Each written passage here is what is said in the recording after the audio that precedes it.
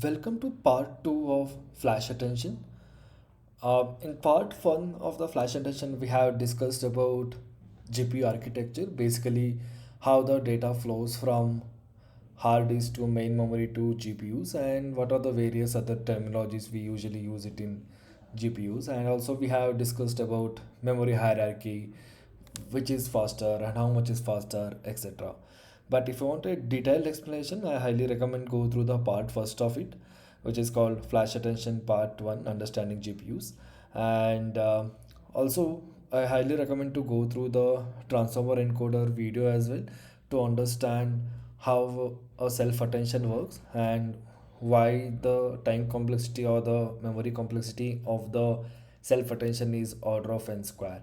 So link for those two videos, I think I'll put it in the description section of this video. And before we start, I was just going through the Twitter link and I found this tweet from the author of the Flash Attention. They have come up with a version 2 for the Flash Attention, which they have mentioned that it is 2x faster than the version 1, which is really very impressive. We'll also discuss about Flash Attention V1, and which is, I think it was proven to be approximately 3x better than the vanilla self attention. And if Flash Attention 2x, I think version 2, they are saying that it is 2x faster than V1, then I think it is literally going to be like 6 to 6x or even more than that faster than the standard attention. In fact, they are going to say that 5 to 9x than the standard attention. But in this video, we're just gonna stick on to Flash Attention V1, and in the later videos we will dig deeper into Flash Attention V2. So let's get started. Um, Before we get started, let's have a look into just a recap of the GPU things, because that is most important. So data flows from hard disk to main memory to GPUs, and we know that GPUs are faster than the hard disk, and whatever the optimization Flash Attention going to teach, that is under the GPUs and not with respect to years, because there are certain terminology which was used in the papers. Let's say for L2 cache or SRAM, it should not be confused with this, but it should be only with respect to GPUs. Even in the GPUs, there are few things. We know that there is something called streaming multiprocessor, and it has something called thread block, and thread block internally has a group of thread which are called warps, and there is something called warp scheduler. In fact, Flash Attention V2 makes use of this to intelligently schedule these warps, or intelligently schedule the works for these warps. We will discuss this whenever we discuss about the Flash Attention V2. But long story short, tensor cores or whatever the memory points we have it in the SM, they are very faster than the L2 cache or than the GPU RAM, or it's also called HBM RAM. So for example, tensor cores are like approximately 200x faster than the main memory, and it was also mentioned that they are fast. They are fast that almost 50% of them they are idle. So Flash Attention is an effort to make use of that idleness and see how well we can push the boundaries for the utilization of the tensor cores or the other related CUDA cores. So that's about a small recap about what we discussed.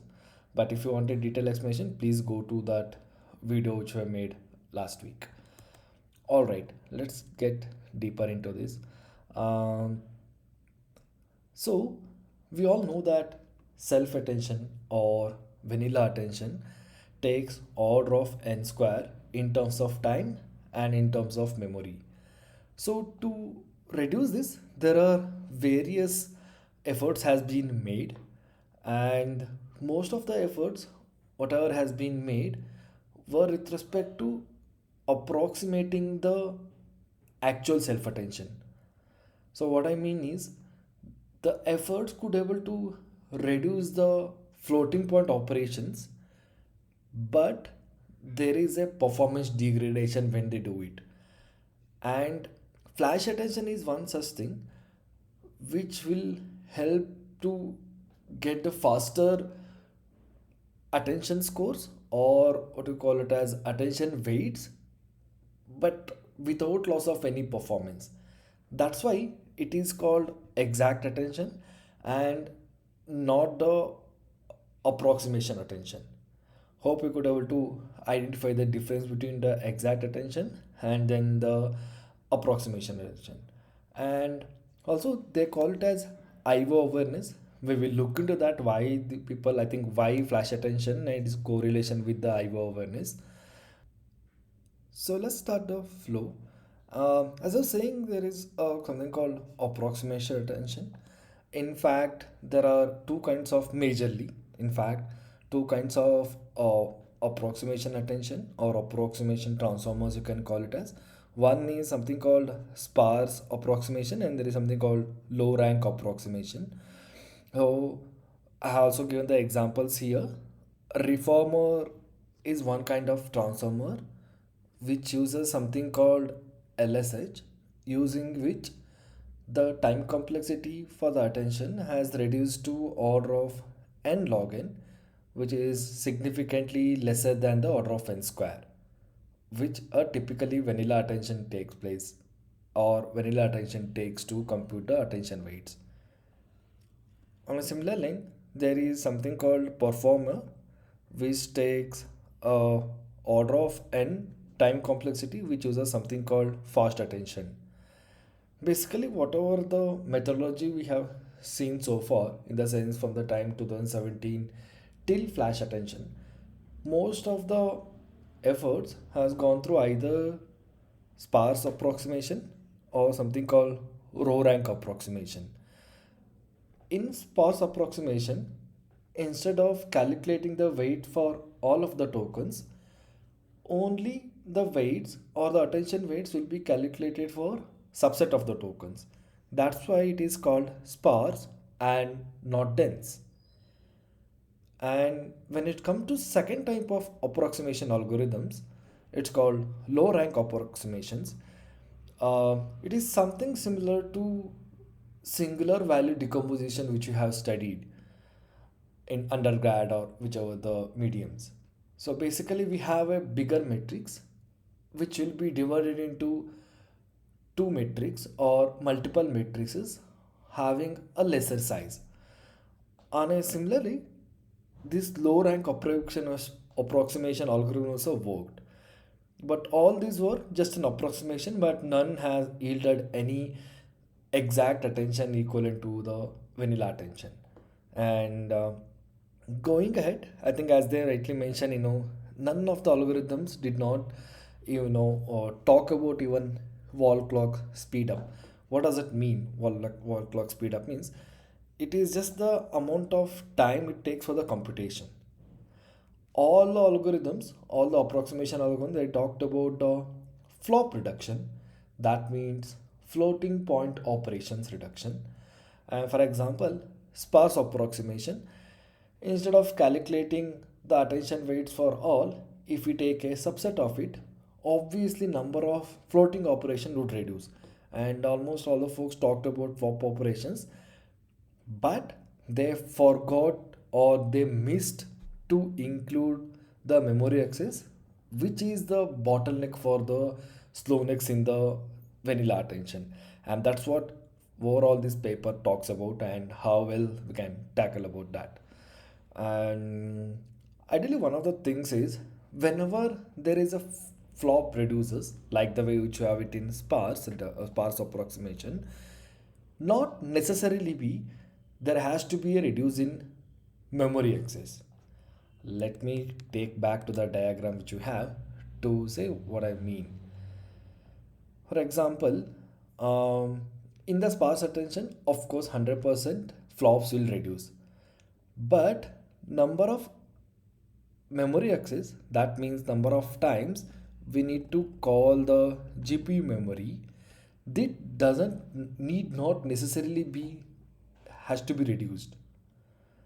What I mean is, in the reduction of flop, the people might have come up with complex algorithm or complex data structure or due to variety of reasons, due to which number of memory access to GPU RAM, either it could be same or in fact it might be increased.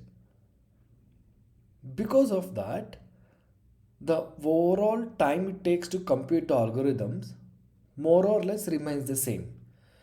Though asymptotically we could able to reduce the time complexity using sparse, though is an approximation, but reality there is not actually a time reduction because this memory is so fast and this is so slow, but most of the time we are just spending time in accessing the memory in GPUs. In fact, if you could able to make use of this, that will be the ideally the case, right? So that's what they mean by flop reduction, and more of times it was ignored overhead of the memory access. So let's move ahead. And I think this is something we already have discussed in the last call. That means SRAM or whatever we just discussed about tensor core, these are faster than GPU, which is faster than RAM. We know it, and this is just a right side is comparison between the self attention implemented in Torch and what are the flash intention implemented here, how much is faster.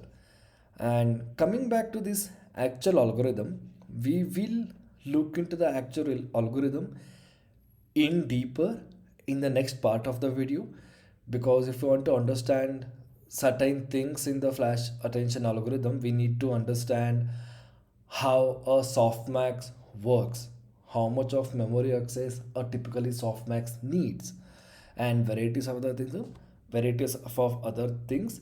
So we will definitely deal more in this in the next video. For now, I'm just going ahead and taking the next steps. All right.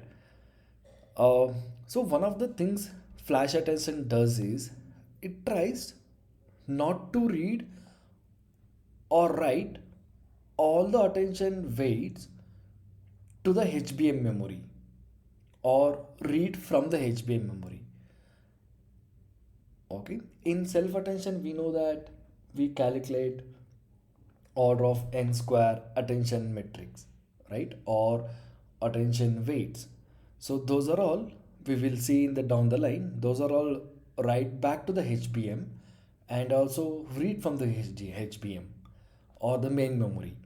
So what flash attention does is it will not read or write those matrices to or from the HBM. That is one of the main thing what flash attention does it. But if they don't read or write, how do they even do it? So they basically uses two main mechanism called tiling and recomputation, using which they could able to produce the same result equivalent to self attention by dividing the big matrices like Q, K, V for each of the tokens into blocks, and that's what called tiling. Tiling means splitting into chunks and then loading chunks into SRAM and computing it on a chunks level and not on all the weight matrices, right? How do they do it, why do they do it, we will look into down the line. That is one part of the algorithm which we use it in the forward pass. And also second concept they use it something called recomputation, which is required for the back propagation. So in self attention, in vanilla self attention, if you want to do the back propagation, you will read the attention weights again from the HBM memory to the SRAM, and then you do the back propagation, which leads to one more or few more or how many number of elements are there, that many number of memory access.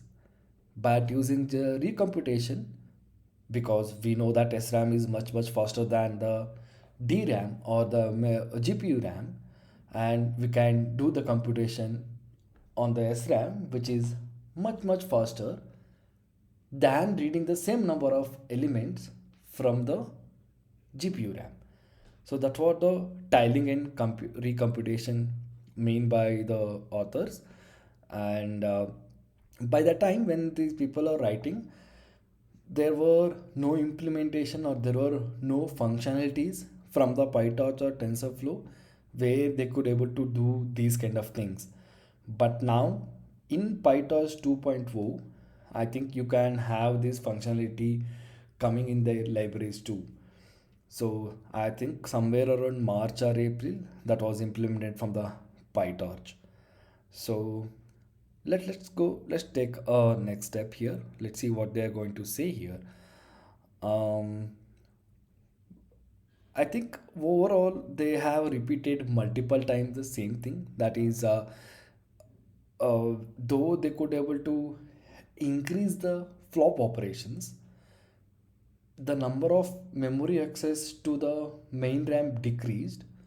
Because of that, wall number of time spending in executing the overall mechanism, that is wall clock speed, has been improved.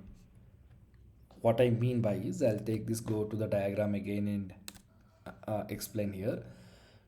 So in the vanilla attention, every now and then the matrix is used to write it back here and again read it back here, which is a lot of time consuming. So instead of that, a big matrices will be splitted into chunks, and each chunk will be read to SRAM and then computed, and then in the back propagation, instead of reading n by n, only chunks will be read, and then every computation will be happen here and no results will be stored back to the SRAM. So that means number of flops, that means number of floating operations would also significantly increase because we are recomputing the attention weights. In the self attention, attention weights are already stored, but in this case we are recomputing it, and that's why there is an increase in the flops, but we are not at all accessing the memory elements in the GPU memory. That's why there is a significant reduction in the timings. So that's why they could able to improve the wall clock of speed, and that's what essentially they are talking about whole of the paper. Mm, Flash attention requires many times fewer HBM6 access compared to the standard attention, which is how much is faster? Roughly 9x faster, which is a lot, right? And what is the advantage of going towards the flash attention? There are few advantages for sure. Since going with the flash attention makes the things faster, we can train the model for a longer duration. We can train the model for a lengthier sequences because there is a lot of options for memory now. And I will show you at the end of this video probably. They have mentioned 6 times in the paper talking about the lengthier the sequence or lengthier the sequences for the transformer model, more the quality of the model. Again, I will repeat. They have mentioned 6 times. I will show at the end of this video. So, if you want to improve the quality of a transformer model, you go and train with the lengthiest possible sequence, which is possible now due to the flash attention or due to the flash attention mechanism they have implemented. And that is a second advantage of here. And third advantage is, of course it is memory faster, we know that, and also it is roughly 3x faster than the standard implementation. Now we just saw that in the tweet I mentioned that attention v2 is 2x faster, and now it was here mentioned that it is again 3x faster, right? So approximately it has to be final attention 6x has to be faster. How it is faster, we will look into this whenever we look into attention flash attention v2. And 512 sequence length or 1k or 2K. Till that, flash attention was faster. But after that, there is a model called limb former, which is started executing faster. But again, it's just an approximation, but it is not an exact self attention implementation. So going ahead, so let's have a look into the hardware things. I think we have discussed more or less in the first part of the video. I'll just skip it. But one of the things which I will cover here is something called kernels or kernel fusion, which we usually call it as. So kernels, you can think kernels as a kind of a function which executes on CUDA, which is a faster memory which resides on chip. And if you want to make use of this, you might need to use some programming languages like CUDNN, which is developed by NVIDIA. Even there is a programming language called Triton, which was developed by OpenAI, which is a bit high level language or Pythonic way of language, Pythonic style of language, which will help you to make use of the CUDA cores efficiently. So basically, kernel is nothing but a function, and fusion combining multiple functions and making into one function. That's what called kernel fusion. If you see the recent development, it could be in terms of, let's say, there are a lot of libraries out there to make your transformer work faster, and a couple of them may be like better transformer or faster transformer, and recent implementation from the TORS 2.0. All of the library, one of the common things is kernel fusion. Why kernel fusions? Let's again go back to our diagram here.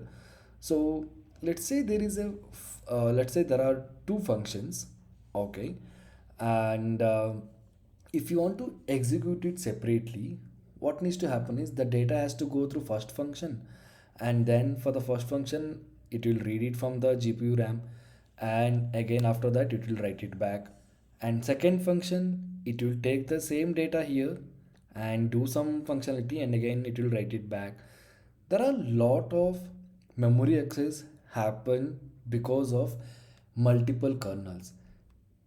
In case if we have a one kernel which does both the jobs, then only one or two times memory access could be required. One time you read it from the GPU RAM and do the operation 1, do the operation 2, and finally write the result back here.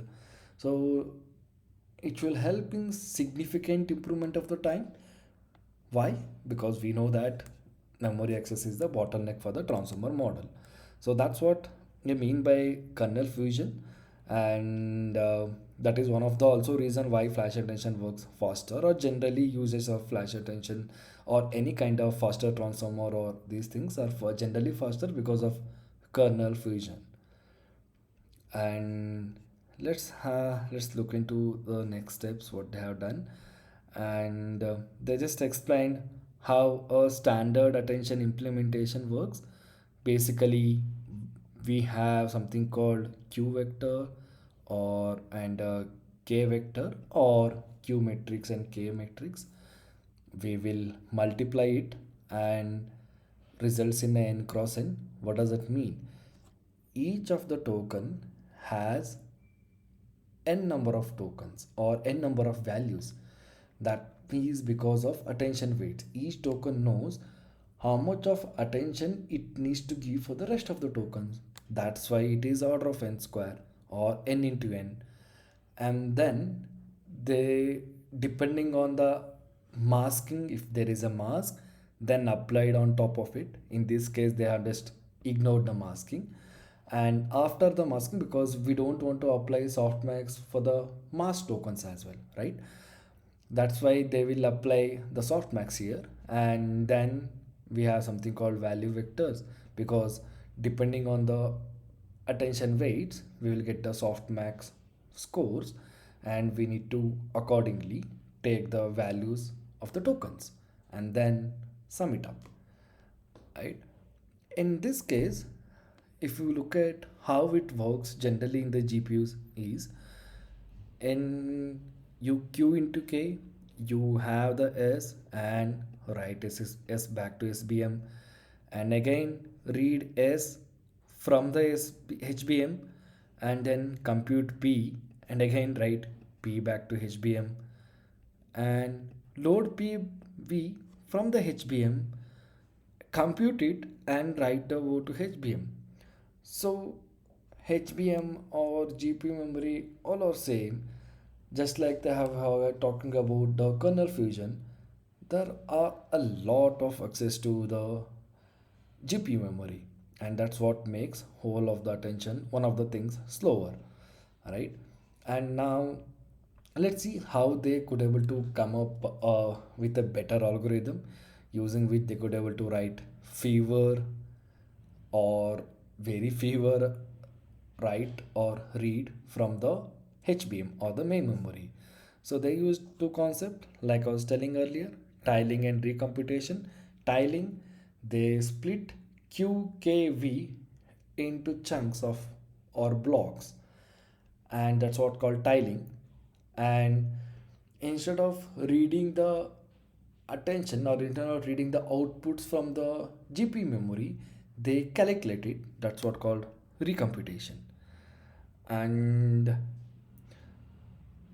we will go detail in the algorithms what they have done and other things in the next part of video, but in short what they do is they load k and v blocks k and v blocks into SRAM chip, and then for each of the loaded k and v blocks they will load q blocks, and then they do the mathematics or they call it as statistics normalization to find or to get the outputs or to get the final weights or to get the final values for each of the head, right? Maybe it might be going over the head. I think we have just skipped this, but right now we will just look into what does this mean. This is just a fancier way of telling this is a softmax function, right?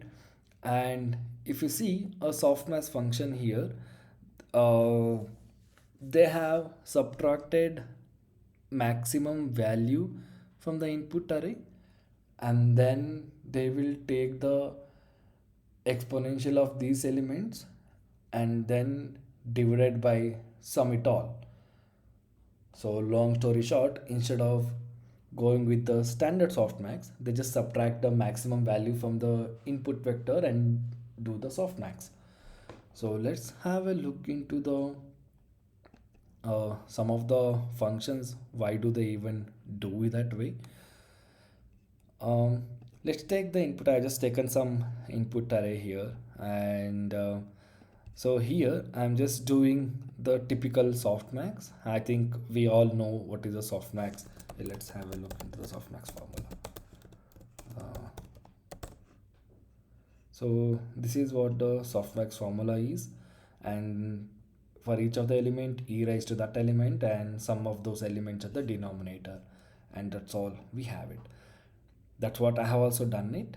But if you may observe here, there are two things or maybe few more things.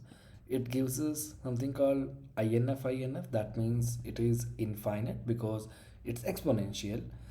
And for the softmax, we are getting something called nan. So nan, again nan. Third thing is it calculates the number time duration to get 307 milliseconds. And next is it gives a warning. It says overflow encountered, invalid value encountered, in divide, and lot of other things, right? So how do we get rid of this, or moreover high, why do we even get this? Because as in when you go to the higher numbers, this calculation of npx or exponential of that number would be too much. Or even if you go with the negative number, negative highest number, that would be too much. That will be either we will have a overflow problem or you will end up with underflow problem. That's why usually if you don't want to get that, a maximum value will be found out from the input array, and that will be subtracted from the vectors, and then the softmax will be found out just like the way which we have done here. We have taken the input array and maximum will be subtracted, and that will be assigned to x, just a variable. We have taken all the I think just an exponential here and then sum it up here, and this is exactly what they have explained in the paper. And as you see here, first of all, time reduced to 1.5 milliseconds from 300. Very good thing. No overflow or underflow error or warnings, and there is no nan or something. And mathematically also, it is very much easily to prove that if we subtract maximum value from the input array, there will be uh, no difference at all because of the formula which I'm showing here. I will also paste this link in the description section of the video so that you can go and check this out. Some people also uses log and other things, but that depends on lot of scenarios and other related stuff.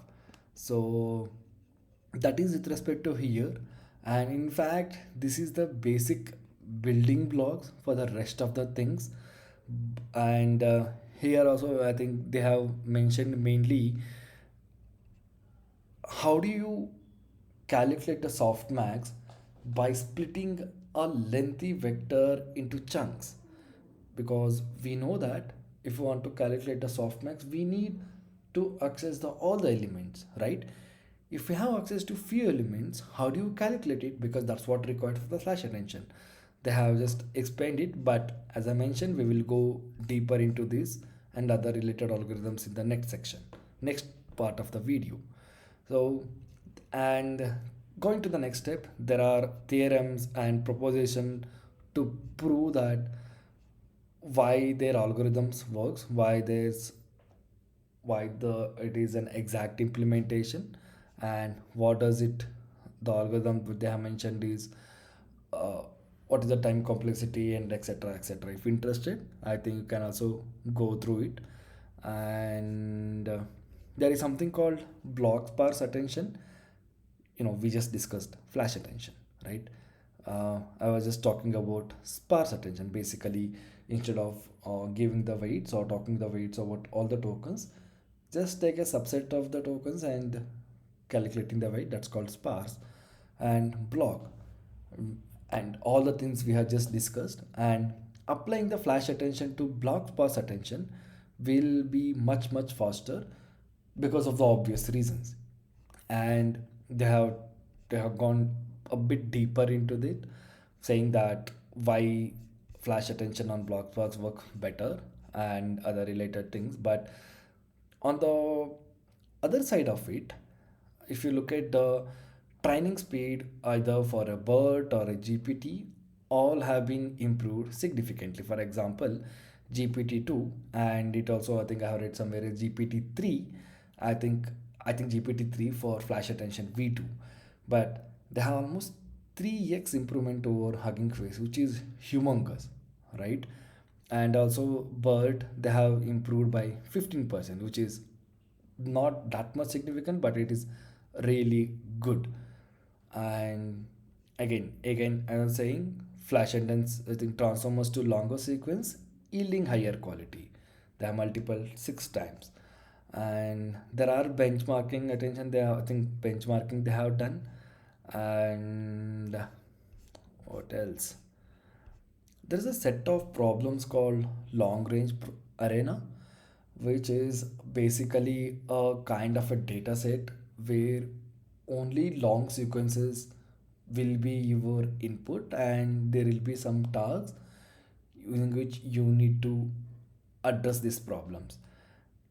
Since flash attention could able to support longer sequences and faster and also memory efficient, it could able to train these kind of models using longer lengthier sequences, and they have tried it on long range arena and the results are also good. So as I mentioned here, though link former is faster, scores are lesser. If you look at this table, transformer, flash attention, and block pass flash attention, these are all the top three. Or I think other things are at the bottom. These are all approximation of the actual attention. And there are, and I mentioned that how much is the speed up and other things. If interested, you can go through it. This is just a benchmarking tool for the splash attention of why it works and how it works. And yeah, I think there are some limitations to it. Obviously, this paper is like almost 1 year old, and some of the limitations are compiling code. As I was saying earlier, there is no explicit functions from the PyTorch or a TensorFlow using which you can directly target CUDA, though we have now Triton anyway. And compiling to CUDA, because one has to have the CUDA knowledge and other things, that was one of the cons. And IO aware deep learning, they have done it for self attention, but self attention is not only one thing which you have in deep learning, right? We have a lot of functionalities in deep learning. It could be layer normalization, or it could be a lot of other related things, softmax, or whatever the other things. I think that is one things on the which could be improved. And also whatever they talked about, considering only one GPU in mind, how to handle when there are multi GPUs. So these are the limitations in the flash attention V1. I'm not sure how many of them are addressed in flash attention V2. At least I know that up to an extent compiling to CUDA, this has been addressed, and this was already in place. And something called, what is that? Fusion, Kernel Fusion. I think in Kernel Fusion we're just discussing that, right? Mm, just give me a moment. Yeah, implementation is a Kernel Fusion. They could able to fuse matrix multiplication, softmax, and optionally masking, which we are discussing about that, and dropout, matrix multiplication, all combining together in one single function. If there was no something called kernel fusion, all things were resulting in multiple calls to HBM, or the GPU memory, or the GPU DRAM. So that's how they could able to reduce it. But yeah, this is overall the summary of the whole paper. And yeah, before I end up with, I was just showing that the screenshot which I was talking about. Uh, yeah, this is the one. I think the other takeaway which you can take from this paper is, as you may, I just taken from, this is one screenshot, this is second screenshot, this is third and fourth, fifth, sixth. So they have mentioned same thing 6 times. That also means that they are much emphasized on this point. That means if you want to improve your model quality, go for a modeling of longer context or lengthier sequences. And it is just emphasized so much sort of taking this, and just an individual one. And yep, that's it. With the next video, we'll go deeper into the algorithm section. And before that, I think we'll discuss about, there's a paper on from the NVIDIA side. We'll discuss that, and then we'll talk about how softmax works in terms of chunks. Thank you so much.